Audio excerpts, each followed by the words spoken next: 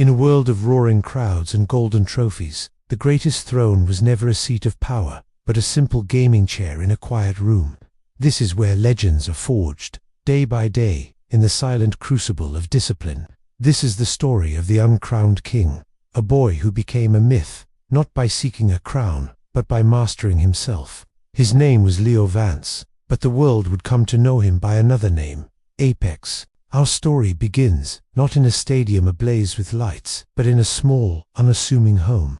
Here, Leo was a quiet child, finding more comfort in the company of puzzles than people. While other kids' shouts echoed through the neighborhood, Leo was inside, his world contained within a chessboard or the intricate logic of a Rubik's Cube. He wasn't just solving them, he was observing, deconstructing, and understanding the patterns beneath the surface. Each solved puzzle was a quiet victory, a whisper of the strategic storm brewing within him.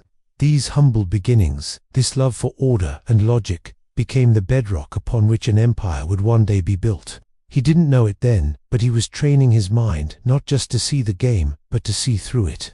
When he was just 16, that storm was finally unleashed. He discovered the sprawling digital world of Ethereum, a complex strategy game that captivated millions. For Leo, it was the ultimate puzzle. He began to play, and the digital world trembled. With an almost supernatural calm, he ascended the solo rankings at a speed that defied belief. Names of established veterans fell before him, one by one. He wasn't just winning, he was playing a different game, seeing moves no one else could, anticipating plays with an unnerving prescience. It wasn't long before the legendary esports organization, Titan Vanguard, came knocking.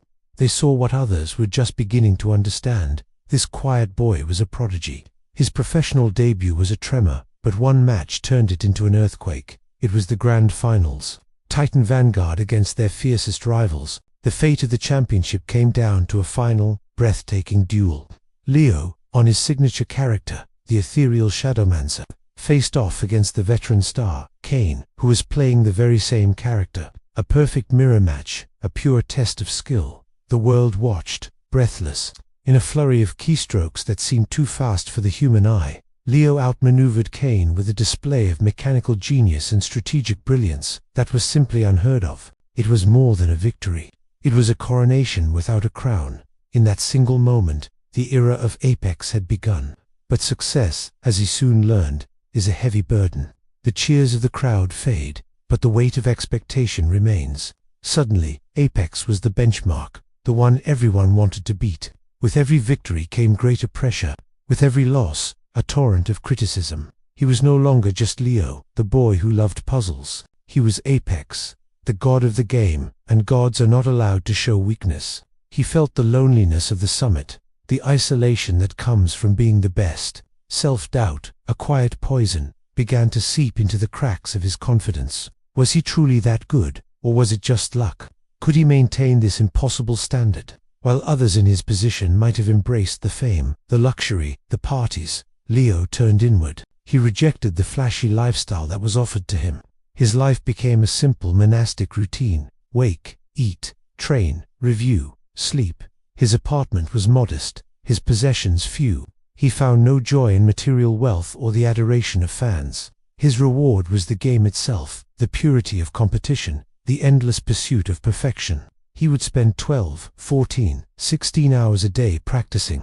But he wasn't just playing. He was studying, dissecting his own mistakes, with a brutal honesty that would have crushed a lesser spirit. He was his own harshest critic, his own most demanding coach. This cultivated a philosophy that would become the very essence of his greatness. When asked who his greatest rival was, he would never name another player. His answer was always the same: the Leo of yesterday. He wasn't competing against the person on the other side of the screen. He was locked in a perpetual battle with his past self. The goal was never just to win, but to be infinitesimally better today than he was the day before. To make one less mistake, to see the pattern a split second faster, to refine his technique by a fraction of a percent. This mindset freed him from the ego and drama of the professional scene. It transformed the crushing weight of expectation into a simple, personal quest for self-improvement. Years passed, the game evolved, and new, hungry young stars emerged, all eager to topple the king. Critics grew louder with every perceived slip. "He's too old," they'd say. "His style is outdated. He's lost his edge." They wrote him off, again and again, ready to crown a new hero. But they failed to understand the nature of Leo's strength. It wasn't a static peak of talent. It was a relentless, ever-advancing glacier of discipline. While others burned brightly and then faded, Leo's flame burned with a steady, controlled intensity. Every time they thought he was finished, he would return.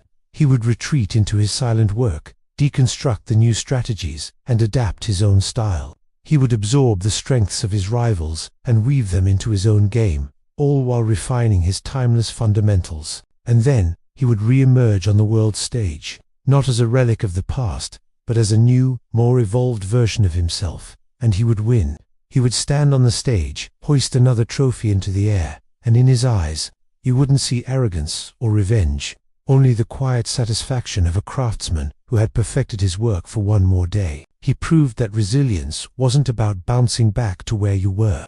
It was about using the fall to propel yourself even higher. The lesson of Leo Apex Vance is not one of untouchable genius or a destiny written in the stars.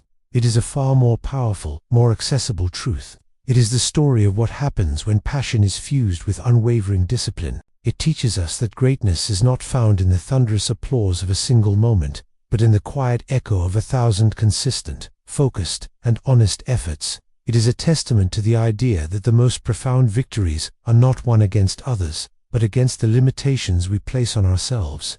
His life is a message, whispered from that simple gaming chair to every one of us, no matter our arena. It is a challenge to find the puzzle you love, to embrace the quiet work, and to measure your success not by the trophies on your shelf, but by the distance you've traveled from the person you were yesterday. So, whatever your game is, whatever your stage, remember the uncrowned king. Remember that the real journey is inward. Don't stop.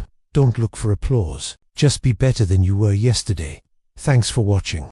If this story inspired you, be sure to like and subscribe for more. See you next time.